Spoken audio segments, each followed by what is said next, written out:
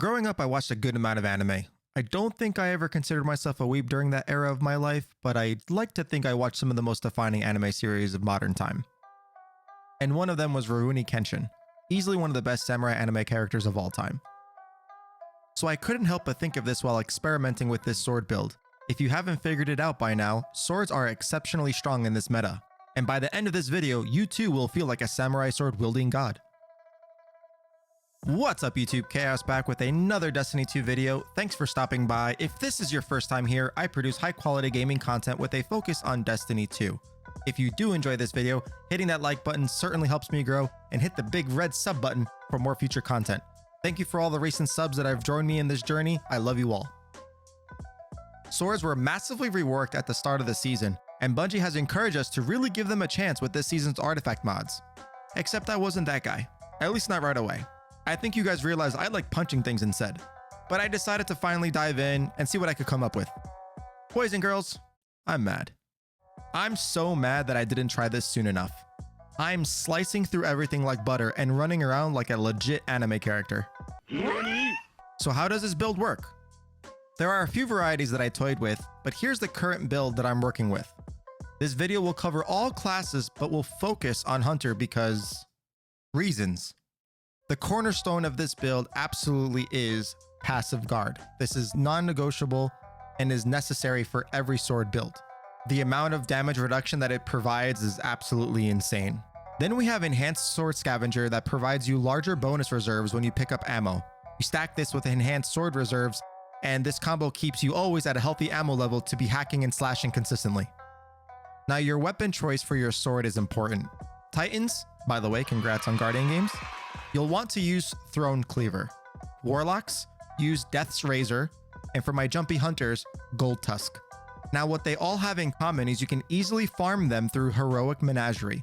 If you are unable to farm Heroic Menagerie, then farm Forges for Stryker Surehand, or get Steel Sybil Z14 from Lord Shaxx in exchange for Crucible tokens. The perks you'll want is Relentless Strikes and Whirlwind Blade. Relentless Strikes gives you sword ammo after landing 3 light attacks. This is amazing to keep you attacking for longer periods of time, and with Whirlwind Blade, your sword gets increased damage after rapid short strikes. So not only are you giving yourself more ammo, but you're also increasing your damage just by swinging. But as always, we are not stopping there.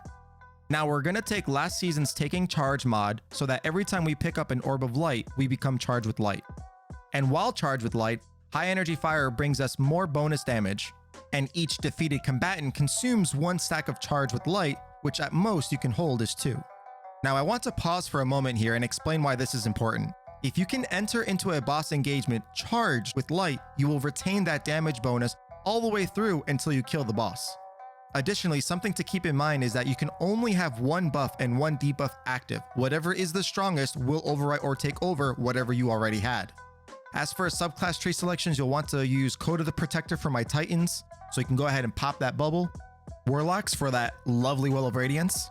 And Hunters, Way of the Trapper for that Shadow Shot debuff. And then to complement these subclass trees, you're going to want to pair them with these exotics. Titans, you're going to want to use Helm of Saint 14 to blind. Warlocks, you're going to use Fellwinter's Helm to weaken. And Hunters, you're going to use Wormhusk Crown to gain health and shield when you dodge to go invisible. As for my loadout, I played with a variety of weapons. I found Lumina with its Catalyst paired with 7th Seraph CQC-12 to be optimal and really fun. Lumina provides an extra source of a damage buff for you and your allies with a splash of healing. I truly feel this hand cannon is very underrated and definitely complemented this build.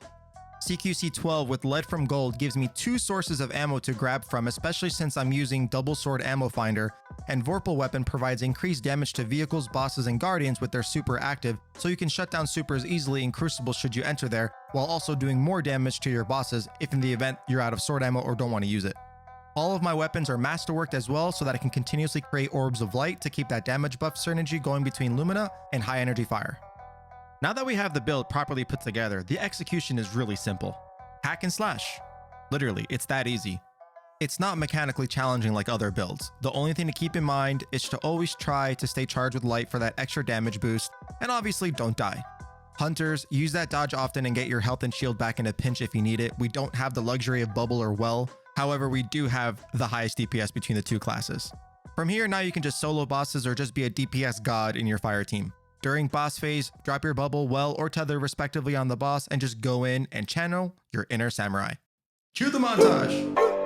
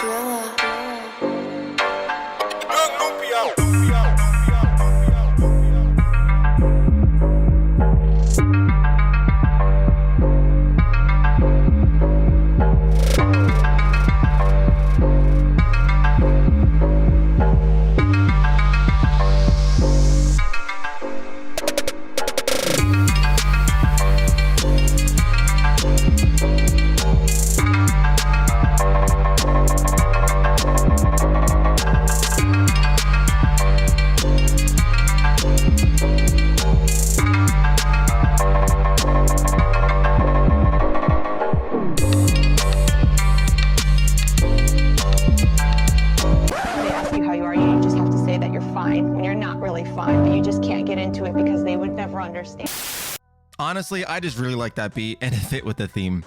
Here are some final thoughts on sword builds in general. I experimented with Warmind cells using Warmind Protection and Power Rasputin, as well as a variety of other combinations. They did well, but it forces you to run Arc subclass trees only, and if you're trying a solo content, it just isn't as strong compared to running Titan Bubble, Warlock Well, or Hunter Tether. But definitely give that a try if that's your preferred method to play. It definitely fares better in a fire team. Hunters, you can also swap Wormhusk Crown for Foe Tracer to give yourself an additional damage buff to stack with Tether once the boss gets below 30% health. Tell me in the comment section below your thoughts on swords. Are you guys running something different? I'd love to hear about it. And did I miss anything? Additionally, what should I cover next? I hope you enjoyed this video. Please remember to help me out. A rating goes a long way, and share this with your friends. Subscribe now so you don't miss any future content, and check out my 1-2 punch build video if you haven't already seen it. Thank you to those that made it to the end. Until next time, friends. Peace.